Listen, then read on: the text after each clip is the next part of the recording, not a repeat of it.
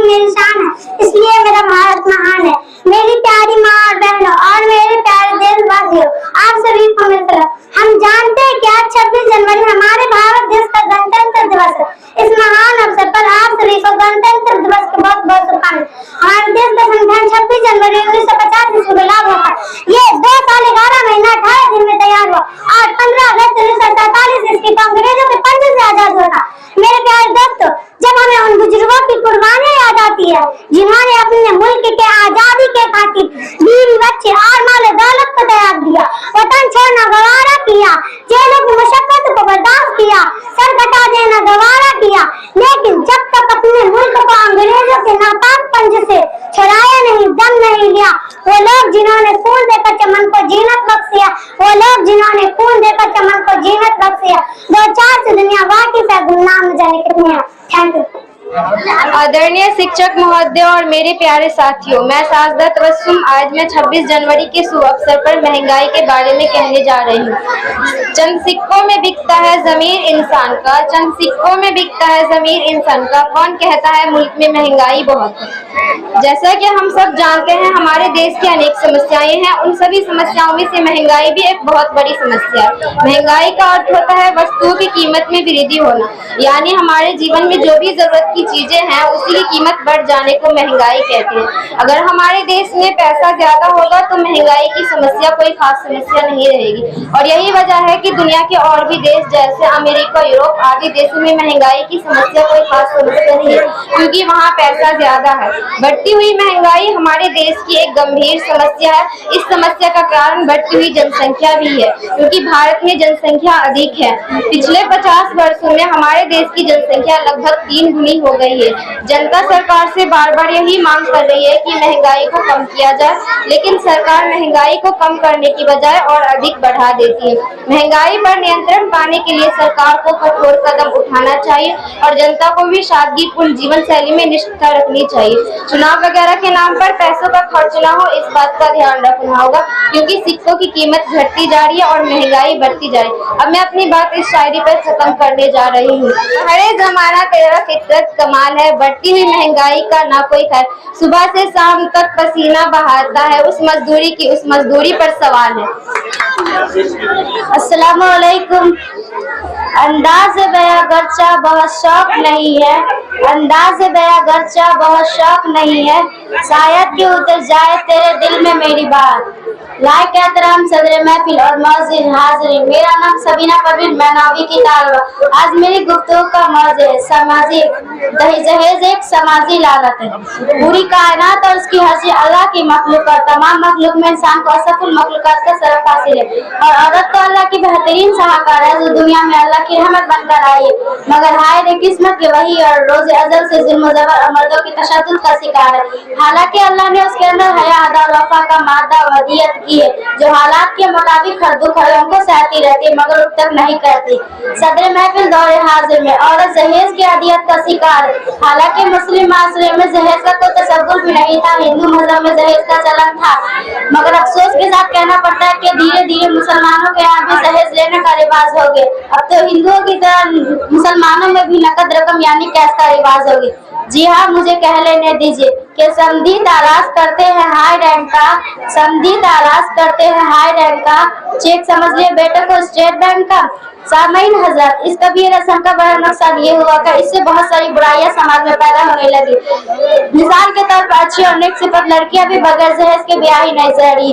लड़के वाले की तलाश में अच्छी लड़की नहीं बल्कि अच्छा अरमान एतबार की मजबूत गहन की बहू होती है। वह लड़की में कोई खूबी हो या न हो, ज्यादातर ऐसी शादियां कम ही कामयाब होती है, चूँकि माल और हुस्न को तगय्युर है।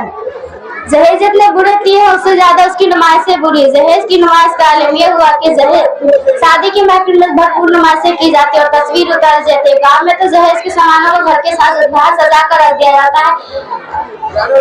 गाँव में तो जहेज के सामानों को घर के बाहर सजा कर रख दिया जाता है और एक मर्दों से घूम घूम कर पूरे गाँव में जहेज देख जाने की सदा लगाई जाती है। जहेज देखने अमीर और गरीब सब आते हैं। हम सोच सकते किसी गरीब इंसान की जवान बेटी शादी कराए और ऐसा मनाजिर देखो उस पर क्या गुजरती है। ऐसे गरीब बेटियों के बाप की दिल की कैफियत पर किसी शायर ने क्या खूब कहा है कि जवान बेटियों का बाप मर गया है कहकर जवान बेटियों का बाप मर गया है कहकर सिकम की आग बुझाएंगे शादियां करके। सदयाला वकर, इस दहेज की नुमाइशों ने गरीब लड़कियों की शादी में बड़ी रुकावट पैदा की। क्या गरीब होना गुनाह है? अमीर व गरीब होना इतना बुरा नहीं जितना कि अमीर का गरीब को हकारत की नजर से देखना बुरा है। माशरे का सबसे बड़ा अलमिया ये हुआ कि जहेज के बिना या कम जहेज लेकर जाने वाली बहू के साथ अच्छा सलूक नहीं किया जाता। कहा जाता बहू तो बाहर होती है जो घर को गुलजार बनाती है, मगर इस दौर के लोगों के अकल पर पर्दा पड़ गया है।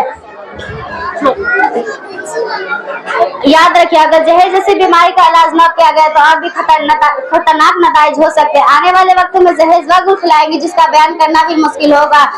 बुराइयों का ब्याह का बोलबाला होगा। शरीफ इंसान का सर उठाकर चलना दुश्वार होगा। औरत फिर से हकीर समझे जाने लगी और इसका इस्तेमाल आम हो जाएगा और हमारा समाज फिर से उसी जहालत की दौर में पहुंच जाएगा जहां से निकालकर हमारे नबी हजरत मोहम्मद मुस्तफा सल्लल्लाहु अलैहि वसल्लम निकाल कर लाए थे। और उस बहस जुल्मात से निकाल कर लाने वाला कोई नहीं होगा और हम खून के आंसू रहेंगे और वो सब बेशोर साबित होगा। जहेज लेने वाले ऐसे लालची लोगों से मैं कहना चाहूँ, किसी की जिंदगी को जहन्नुम बनाकर सजदों में जन्नत मांगना छोड़ दो। हज़रात ग्रामीण आइए आज हम सब इस बड़ी महफिल में ऐड करें कि हम जहेज जैसी कबीर रस्म को दूर करने के लिए समाज आगे बढ़ेंगे और समाज से खात्मा करने के लिए। आदरणीय शिक्षक महोदय और मेरे प्यारे साथियों, मैं कहकर शहनाज आज मैं गणतंत्र दिवस के शुभ अवसर पे नशा मुक्ति पे कहने जा रही हूँ कि मैं खाने सजे थे गम का था, मैं खाने सजे थे जाम का था दौर, मैं खाने सजे थे जाम का था दौर, जाम में क्या था ये किसने किया गौर, जाम में गम था मेरे अरमानों का, जाम में गम था मेरे अरमानों का, सब कहते रहे थोड़ा और थोड़ा और थोड़ा। नशे के सेवन को लेकर देखा जाए तो आज के युवा और पीढ़ी हमारे युवा और पीढ़ी इस दलदल में फंसते जा रहे हैं। कई लोग नशे के सेवन को शौक के लिए करते हैं और धीरे धीरे इनको नशे की लत लग जाती है और नशे के सेवन इसका सबसे ज्यादा प्रभाव पड़ रहा है तो हमारे छोटे बच्चों पर, जो दोस्तों के संगत में मिलकर इसका सेवन करते हैं और इनको इसकी लत लग जाती है। कई लोग इसको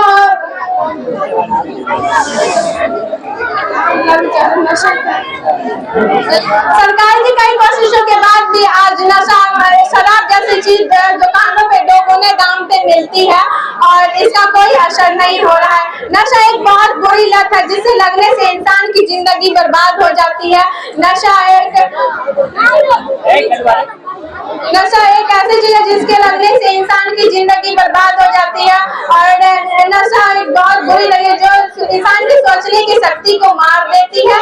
और हमारे समाज में अक्सर लोग दूसरे के बच्चे को नशा करते देखते हैं तो कहते हैं कि हमारा बच्चा तो नहीं है, लेकिन जब उसका बच्चा नशा करता है तो वो मारते हैं पीटते हैं। अगर वो दूसरों के बच्चे को मना करते तो आज ये दिन देखने को नहीं मिलता।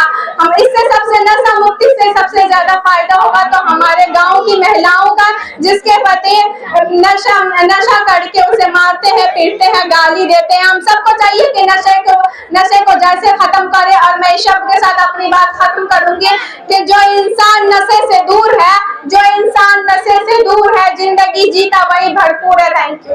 शराब वह जहर है जो हमें एक बार नहीं बार बार मारना चाहता है। कई लोग तो शराब पीकर यह तक भूल जाते हैं कि वह किसके सामने खड़ा है। अपने माता पिता की इज्जत नहीं करते, अपने बीवी की भी इज्जत नहीं करते, अपने बच्चों के साथ बुरा व्यवहार करते हैं, अपने साथ ही नहीं बल्कि पूरे परिवार के साथ गलत करते हैं। शराब पीने वाला का घर बर्बाद हो जाता है और उसका किसी तरह का भविष्य नहीं होता और उसके बच्चों का भी भविष्य नहीं होता। शराब सेहत के लिए हानिकारक है और शराब की लत लग सकती है। क्यों मरते हो बेवफा सनम के लिए, क्यों मरते हो बेवफा सनम के लिए, ना देगी दुपट्टा कफन के लिए। क्यों मरते हो बेवफा सनम के लिए, ना देगी दुपट्टा कफन के लिए। मरना है तो मरो वतन के लिए, मरना है तो मरो वतन के लिए, तिरंगा मिलेगा कफन के लिए। डांस करके ना मेरा शेर में फुल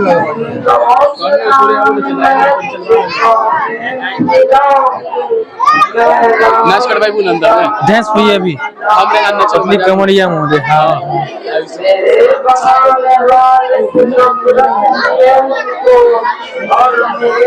माइक सटाओ